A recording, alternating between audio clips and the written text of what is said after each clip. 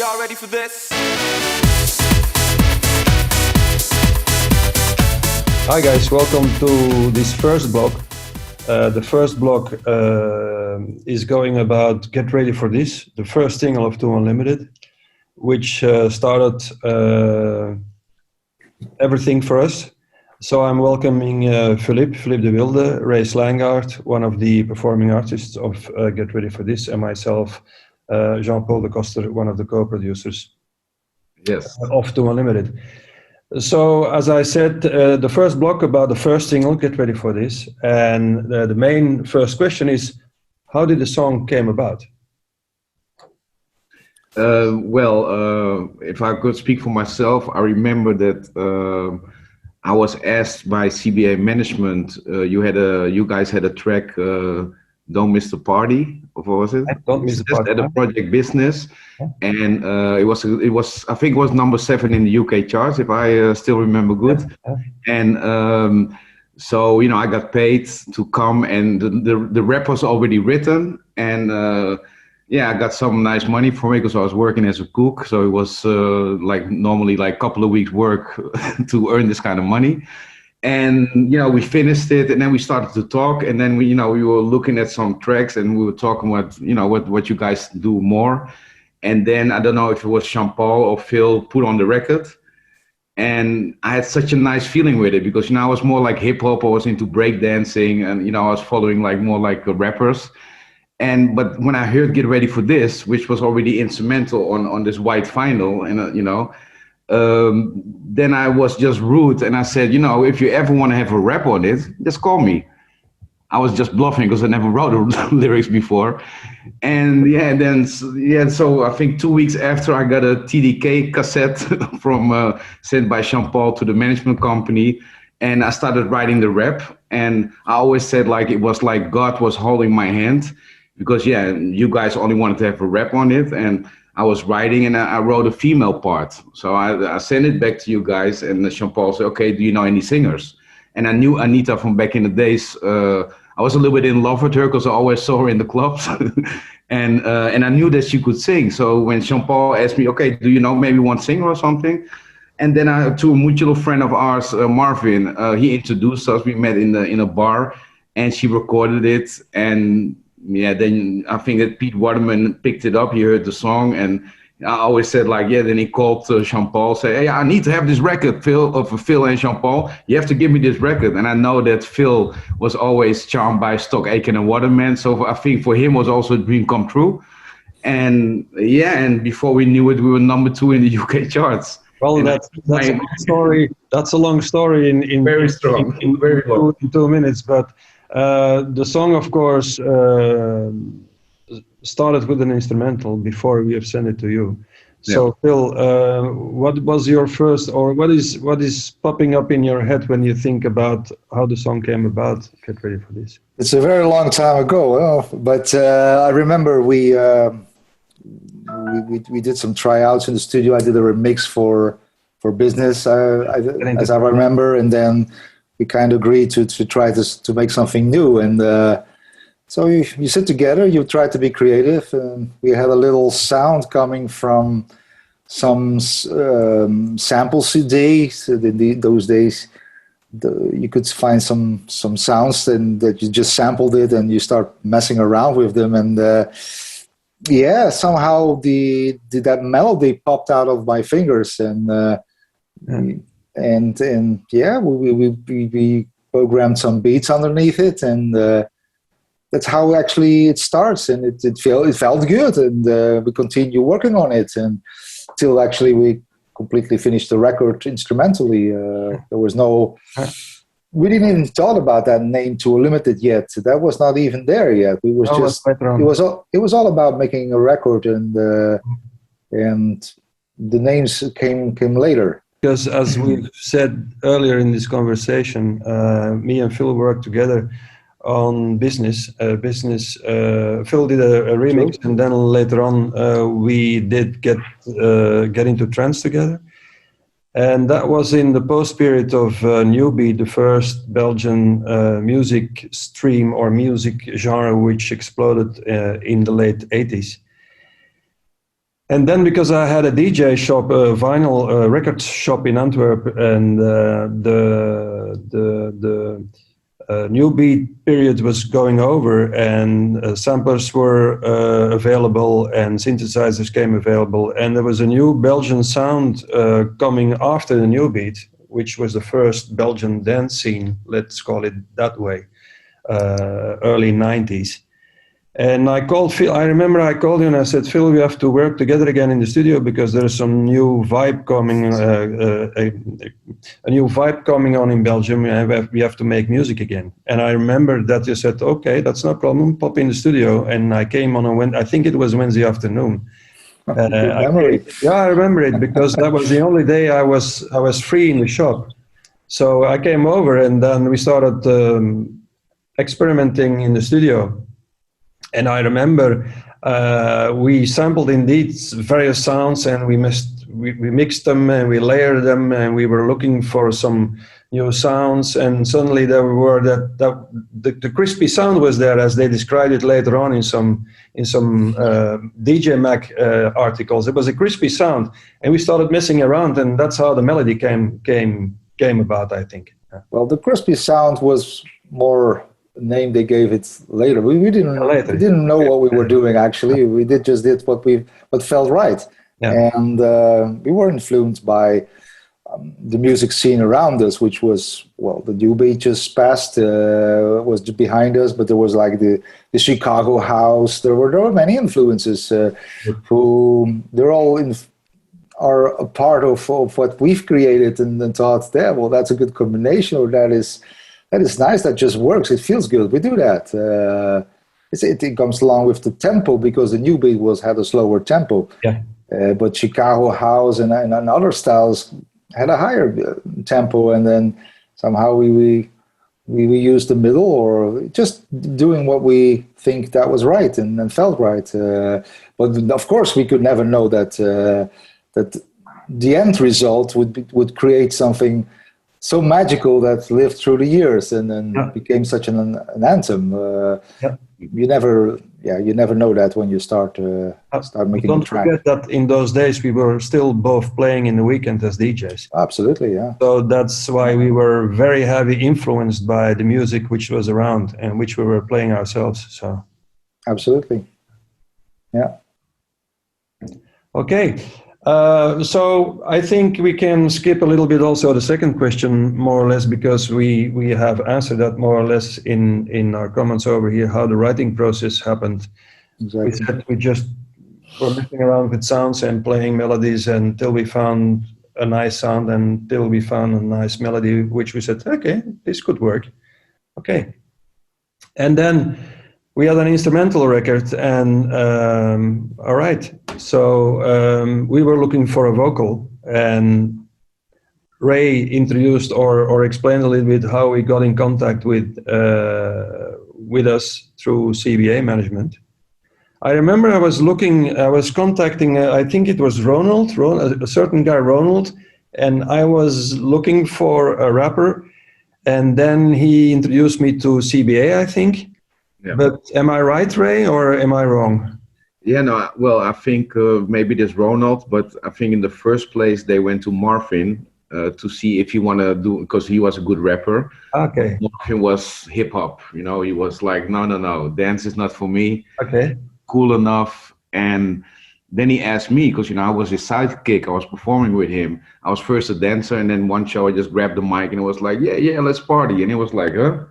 Oh, Ray, you can also rap? I said, yeah, I try, So then he said, like, yeah, this is some project, is some guys from Belgium, and, maybe it's something for you, because, I'm not feeling it. I want to do hip hop, it was old school hip hop.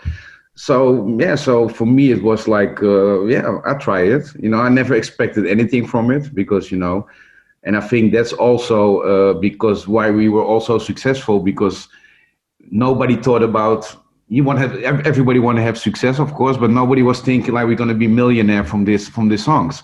And I think that was the strength of all us together, working together. What I see now, my son is recording in the studio. They all want to have a Rolex. They want to have a big car. And that's why the creativity is not like we did it. I mean, if people knew, in what kind of closet the hits were made.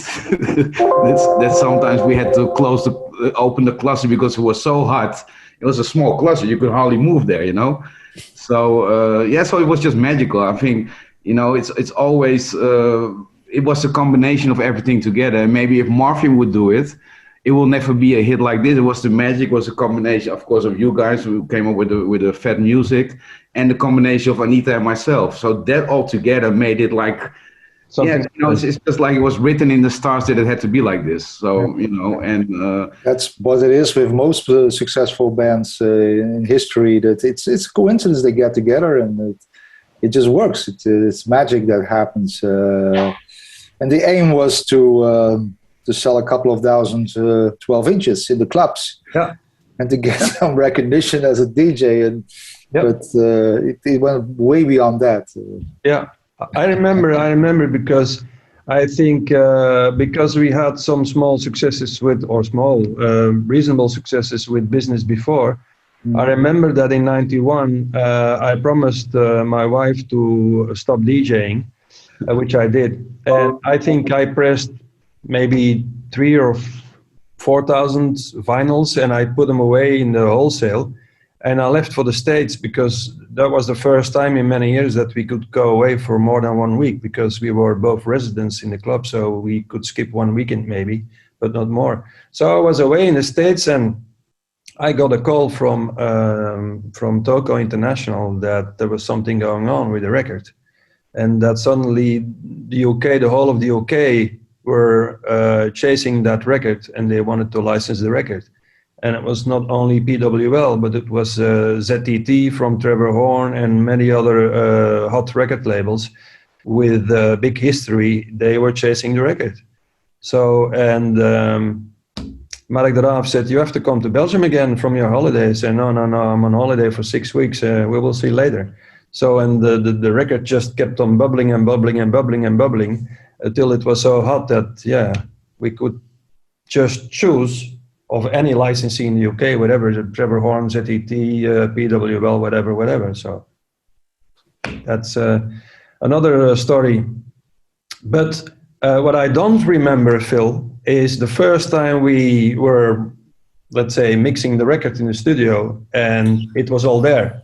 Do you remember anything about it? I can't recall the actual mix. I knew I remember what console it was, and very small one. But very small, very limited with the equipment. But we were very creative, that's for sure. And I can't remember the actual mix. It felt more. Maybe it sounds weird, but it probably felt more like like mixing demos like I've done before, and trying to get the best sound of it. Apparently, the sound was really, really good. Okay, if you look at it right now, 30 years later, with all the techniques that are changed, it had some issues, but these issues appear to be very nice and actually making certain atmosphere in this track. So it's a part of the magic. It's a part. It just worked. It just worked. I think you guys were really ahead of your time. You know, especially the musical influence. I mean, I know you could play Queen on the piano. It's like, you know, so real musician also.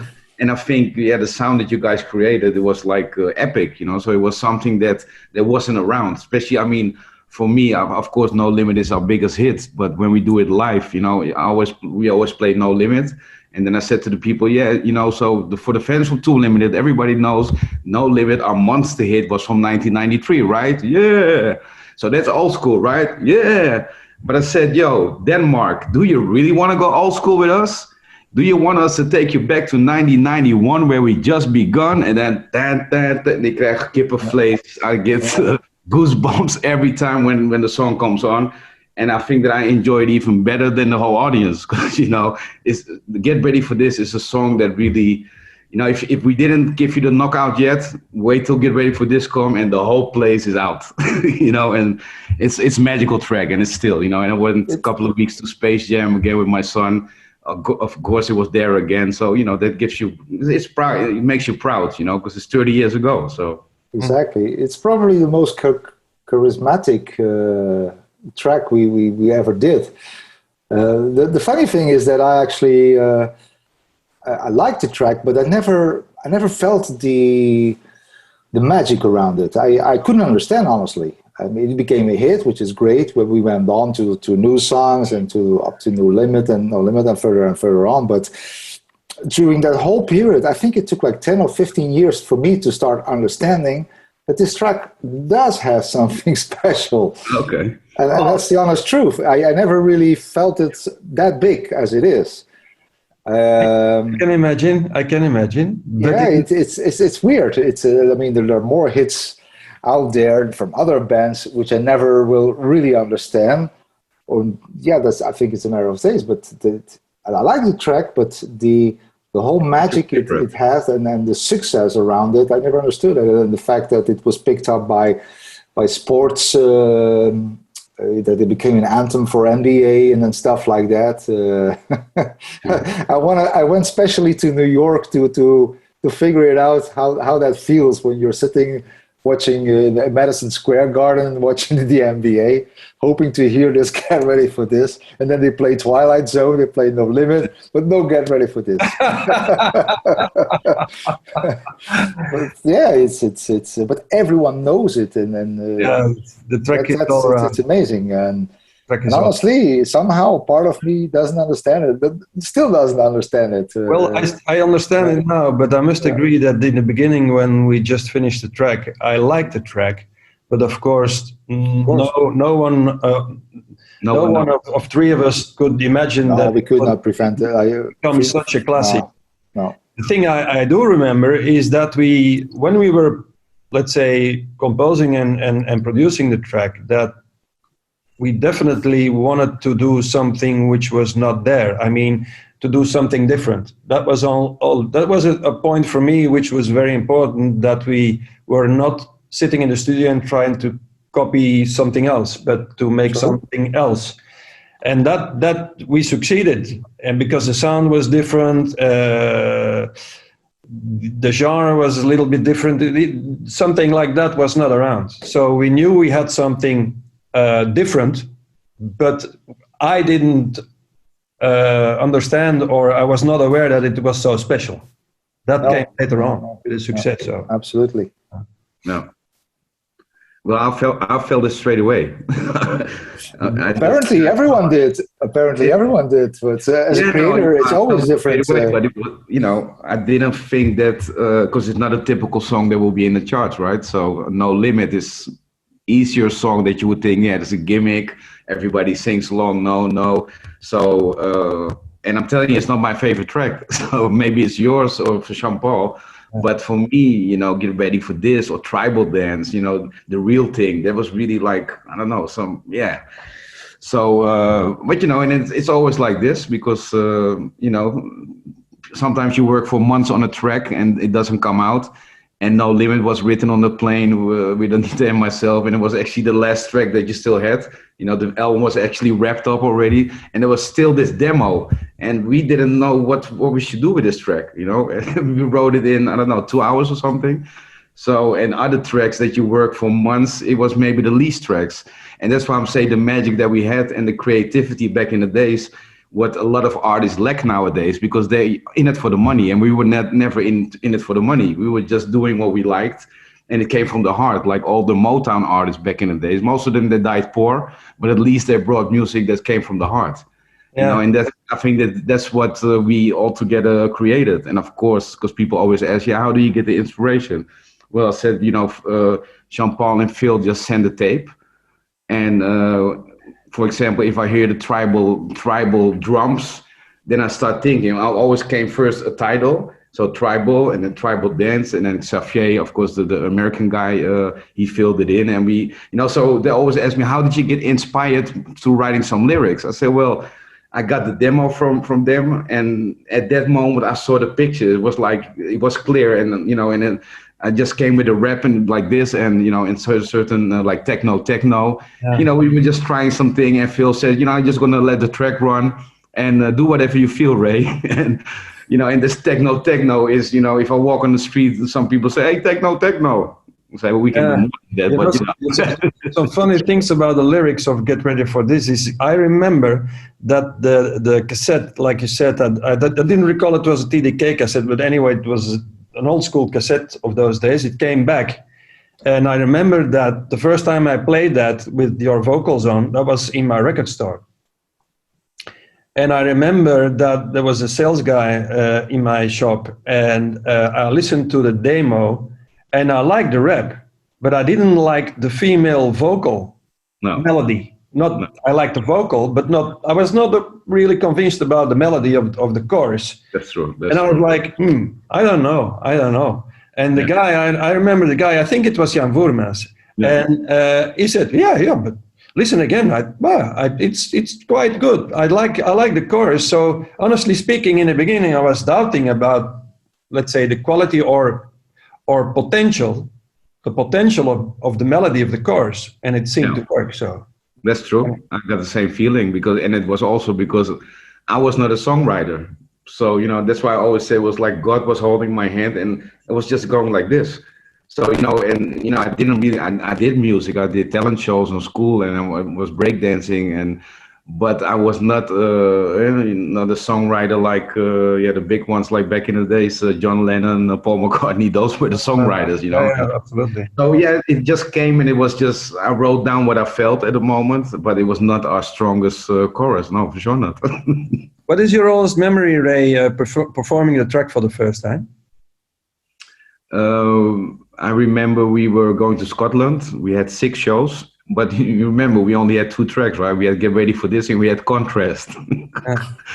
So, and it was just like, and, we came from the back and it was a big rave. Prodigy was playing there, 808 State. We never practiced because I remember you came to the show, Jean-Paul, and you thought the show was horrible. That was in Zeeland. It was in Zeeland. It was in Zeeland. Because I said to you, it's never gonna work because you were out of breath. You were tired after 1 minute or something. Yeah. I was pissed off, but Anita, she was more pissed off. But I thought like it's gonna be all right. It's gonna be all right. So and then we came to the rave, and I opened the curtain, went open, and and here they are from the massive hit, Get Ready for This. Here is 2 Unlimited from Holland. We walked on stage, we didn't practice anything, and for one split second I was thinking, but what the fuck is this? So many people. And I grabbed the mic and said, yeah, party people, because we're 2 Unlimited and we're ready to party. And from there it was just like, and I felt straight away, this is what I want to do. This is what I feel, and this is what I have to be. I have to be this, right? So so it was a great memory. And were you then you grew up into it quick. And were you starting already with your battling moves then, or came that later in the show? Because that's one of your trademarks. No, that came later. But that's also, you never thought like there's no limit. When we perform it live on stage, you see the audience dancing with me. It's like so recognizable. Mm-hmm. And the funny thing is that there was no rehearsal.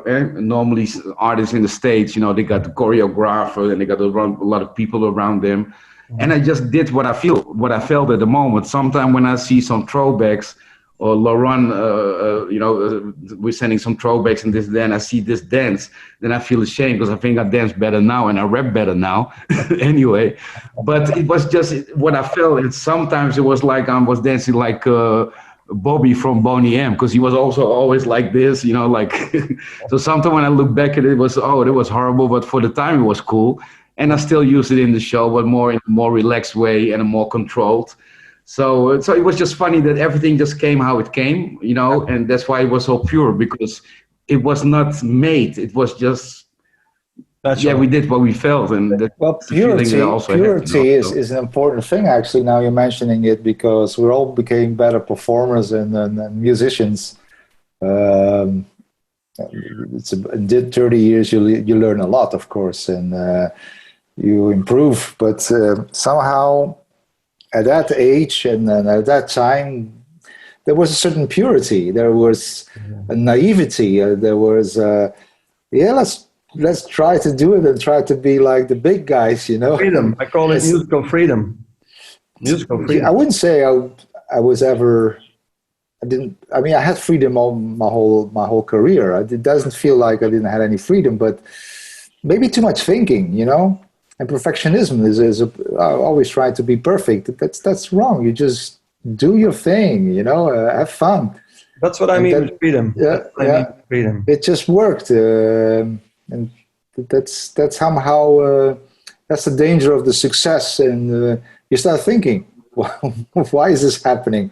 What am I doing so good? And then that's not good. I mean, you should just perform and do your thing, and that one thing we couldn't imagine, of course, that in the past 30 years that Get Ready for This would grow to an iconic track, an iconic sport anthem, and also a track which is used so many times in commercials, in films, like we call this, is being synchronized. So do you have any early memories, both of you, about the first things we had with the track? Get Ready for This? For me personally, the first thing I actually remember is Space Jam. Actually, that's like the biggest connection with the song as a synchronization. I think, and of course the fact that I always heard the news that or the rumors that NBA or basketball games are always connected to this. Maybe it's because of Space Jam. Maybe that happened after Space Jams. I don't even remember that. But that's actually all I remember. Yeah, it's indeed so that I don't recall or remember what was first. I mean, synchronization in sports and basketball or Space Jam. But it's definitely so that Space Jam, let's say, helped us a lot and started a lot of things for us, and certainly improved the status of Get Ready for This as a basketball anthem or a sports anthem track. That's undeniable. So I also don't recall which one was first, but anyway, I think it was about the same time, and it stimulated enormously the things which we had in the past years. And we also see that in the new Space Jam, of course, we are in again, and we are very happy with that, because it confirms that for this is the basketball and the sports anthem tune of the US and abroad. Yeah. No. And we're in the second one. Yeah. Because I didn't know that. Okay. Yeah. It's pretty cool. Yeah. Nice. Yeah. Yeah.